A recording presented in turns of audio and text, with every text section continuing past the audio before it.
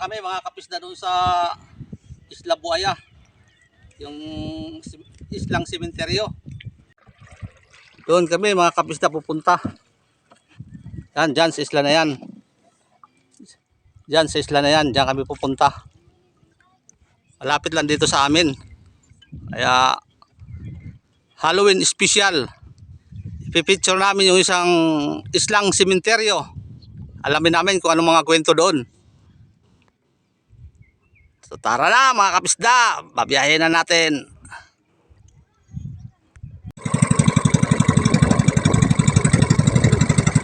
So papunta na kami. Babiyahin na kami dito yung buhak.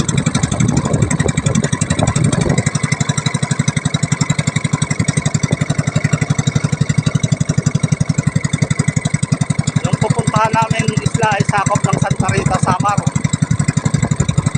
Yung Samar at Calete magkaharap lang, mga 15 minutes lang nandun na. So napakalapit lang mga kapisda. Alamin natin yung kwento ng Isla Buaya o tinawag na buaya.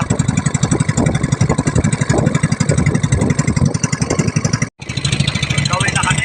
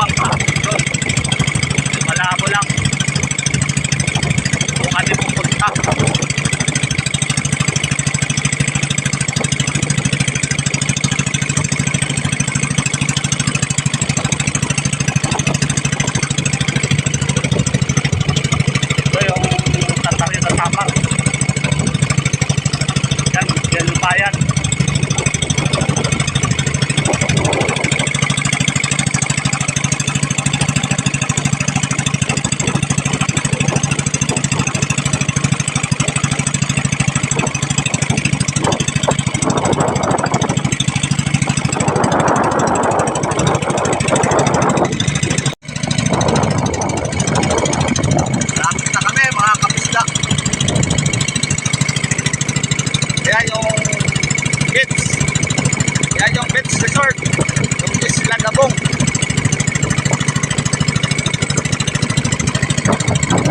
Yung katabing isla, yung pupunta natin, yung Isla Buaya.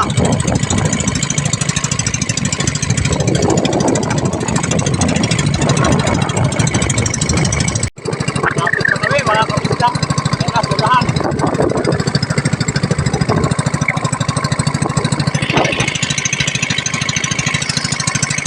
Na kami mga kapisda sa Isla Buaya, yung islang sementeryo. Ayan, nakikita nyo yung mga nicho dyan. Medyo malawak ito kumpara doon sa isang isla na i-vlog ko. Doon din yun sa Samar, pero dito nga lang sa kabila. Ayan, saka maraming nakalibing dito dahil aktibo pa yung sementeryong ito mga kapisda. Ayan o. Ayon sa mga kwento ng mga nangingisda rito, meron daw kasing nagpapakita na ataol na palutang-lutang rito sa dagat dito sa bisinidad nito mga kapisda. Ayan, dito ayon sa kwento ng ilang mangingisda.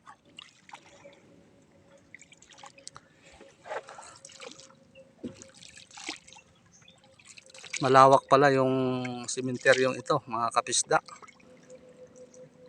Ayan o, hanggang dito. Ayan.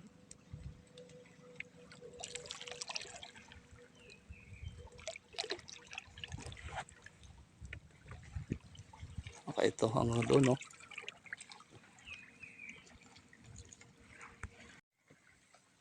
Tabing baybayin lang yung sementeryong ito mga kapisda. Ayan, ito dagat o. Katulad din sa isang sementeryong na i-vlog ko. Karamihan na rin ng mga nicho rito, tinangay na rin ng dagat. Lalo na kung masamang panahon na yun, kung nakikita yun doon. Abot na ng high tide. Kaya tuwing bagyo at malalaki yung alon, karamihan ng nicho rito nasisira yun, no? Kita nyo, nabasag na yun, no? Basag na. Yan. Ayan yung iba, basag na. Oh. Yan.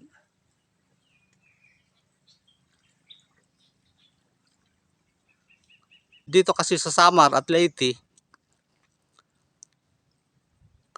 karamihan ng maliliit na isla ay ginagawa na lang sementeryo. Sayang nga at ginagawa lang sementeryo. Sana ginagawa lang ng mga beach. Kaso ang nangyayari, ginagawang beach ng mga sumakabilang buhay. Dito yung pahingahan nila. Ayan.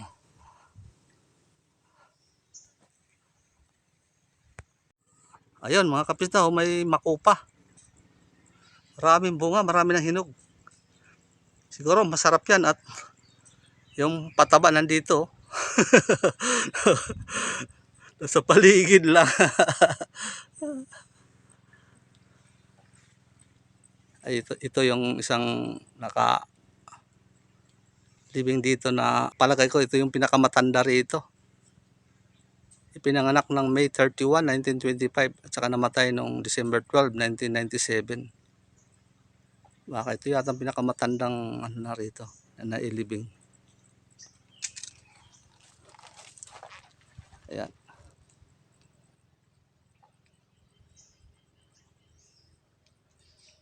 Yung mga isla kasi dito sa palibot, yan oh.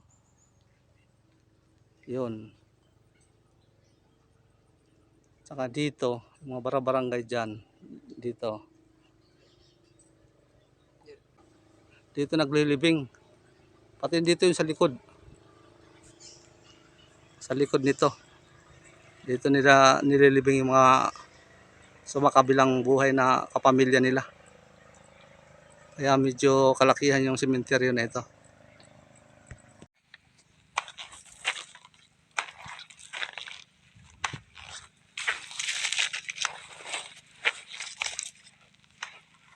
Ito mga kapisda, oh. Siguro bata yung nakalibing rito.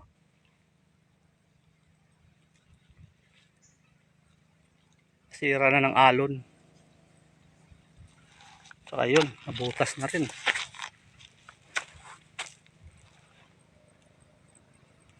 Wala nang laman. Ano na lang, yung labong na lang yung nasa loob.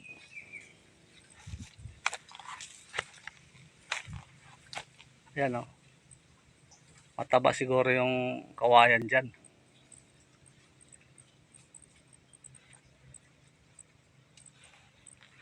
Yung iba ayan o.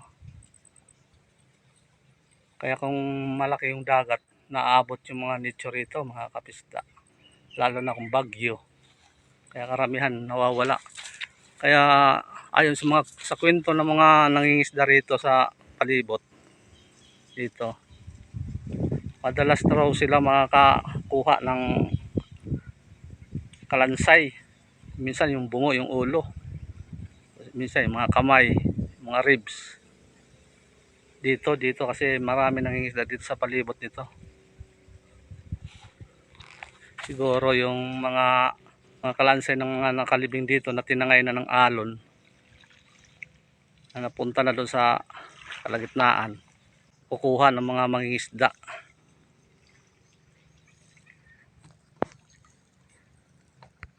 Saka ayon dito sa kwento ng mga tao rito, mga kapisda, meron daw kayong 4 na tao na namatay rito. Kasi yung 4 na tao na yun ay magkalaban. Bali nagkasundo silang dito sila makikita dito sa baybayin na to. So dito sila nagkasundo na dito sila maglalaban. Ang kaso ang nangyari, yung isang grupo na unang dumating, bali 3 tao. Yung kalaban nila nag-iisa lang pala. Tsaka nagkataon pa na walang dalang armas. Yung 3 tao, may na narito. Merong itak at saka kutsilyo. Isang tao pagdating rito, pinalubong agad dito ng 3 tao. Yung isa walang armas. Pero kahit na walang armas, nagawa niya pang agawin yung armas ng isa sa 3 niyang kalaban at nagawa niyang itumba yung 3. Pero hindi rin siya nakaligtas at namatay din siya. Kaya yung ginawa ng pamilya, dito na lang, dito na lang inilibing din. Hindi ko alam dito kung saan nila inilibing yun. Pero hindi na yata ginawa ng nicho. Ibinao na lang sa lupa. Saka kadalasan rin ng pinto rito, pag tuwing pagsapit ng pista ng patay, siyempre hindi maiwasan, nagdadala ng inumin yung mga tao rito. Pag nalalasing, mayroong nag-aaway. Kaya tuwing daw pista ng patay rito, mayroong namamatay. Kasi kadalasan rito nagsasaksakan ng tatagaan. Pero itong mga nakaraang taon, medyo wala naman kami narinig na ganon.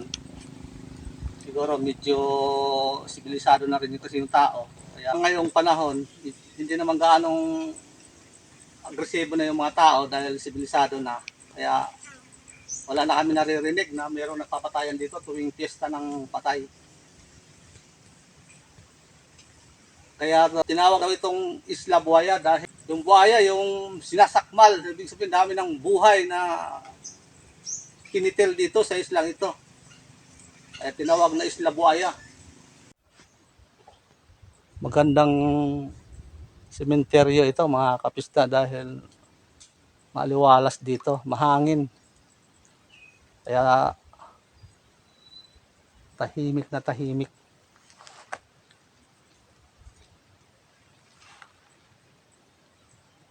Magandang pahingahan ng mga buhay at saka patay. Dahil napakatahimik na lugar.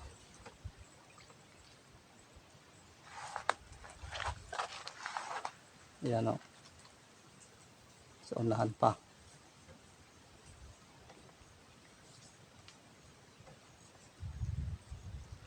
Meron pang isang bakante o.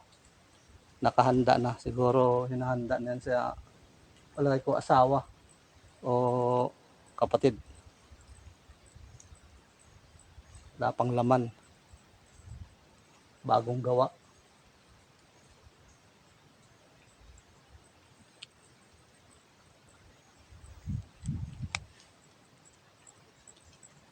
Maganda sanang beach ito mga kapista oh. Titingnan nyo. Yun, oh. Yun, oh, yung buhangin doon. Oh. Doon. Maliit na sandbar. Tsaka malinis naman yung dagat. Tsaka yung buhangin maganda. At tutok natin yung camera sa buhangin. Ayan oh. Maganda naman. Kasi yung kaharap nito. Sa unahan nito mga kapista ay beach. Yung Dabong. Pag-aari ng ex-mayor ng Santa Rita, Samar. Ayun, kung nakikita nyo yon, yung islang yon. Ayun doon. Ayun, yun doon. Yun. Beach resort yun.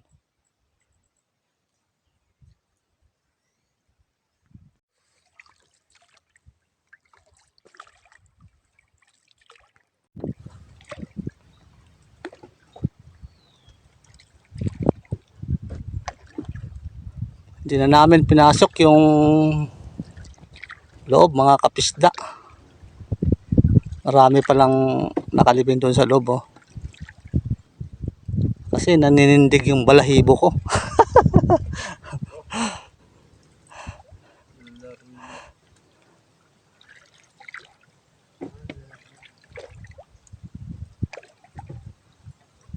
Malawak pala to no. Malawak na sementeryo. Ayan, may maliit na mausoleo. Tabing dagat talaga mga kapisda. Ayan.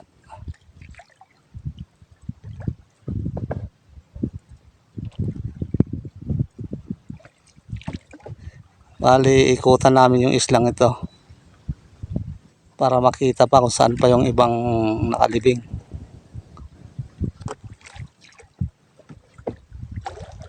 Ayun o, isang nicho. Abot na ng dagat.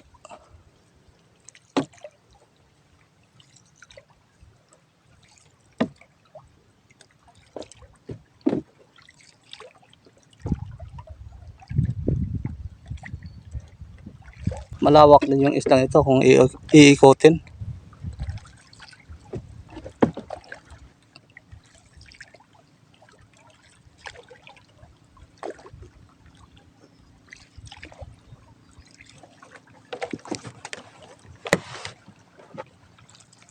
Maganda sanang beach resort ito mga kapisda. Ayan, oh. May maliit na sandbar.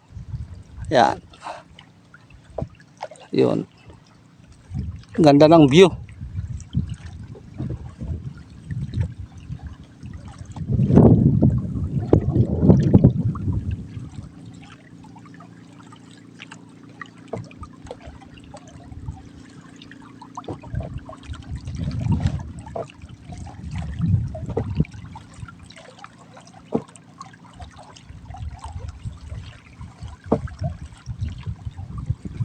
Ang linaw ng dagat, tsaka yung buhangin, no? Maganda.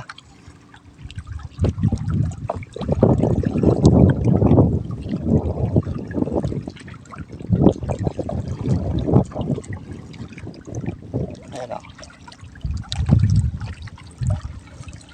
Ayan. Ang ganda ng view ng islang ito. Ginawa lang sementeryo. Dito pala sa likod, mangrove area na. Tsaka yun, yung isang barangay. Yung barangay Igang-Igang at saka barangay Kabungahan.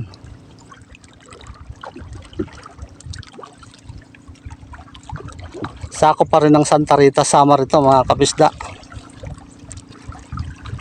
Marami pa palang nicho rito sa likod.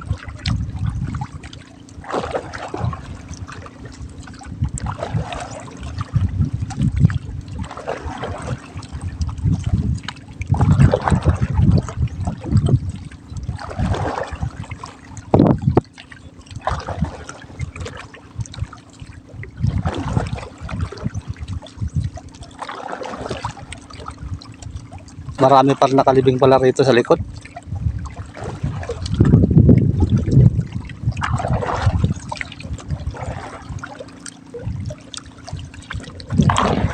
Yun yung Isla Dabong, beach resort ng ex-mayor ng Santa Rita, Samar. Yun. Doon kami galing mga kapisda, oh. Doon, oh.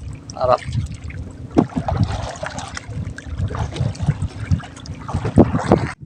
Kadalasan kasi rito mga kapisda, yung mga islang maliliit ay ginagawang sementeryo.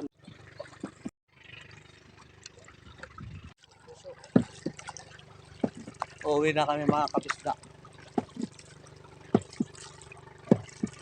Iniikot-ikutan lang namin dito sa kabilang side para makita rin namin kung dito ba sa kabilang dulo eh meron ding nakalibing.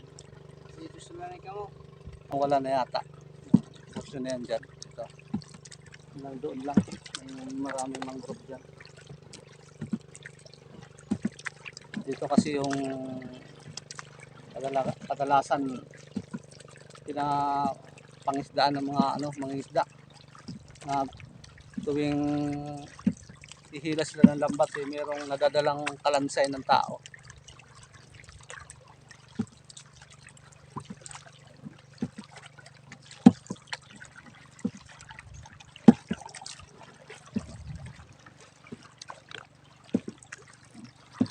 Uwi na kami mga kapista dahil unti-unti nang lumalakas yung alon.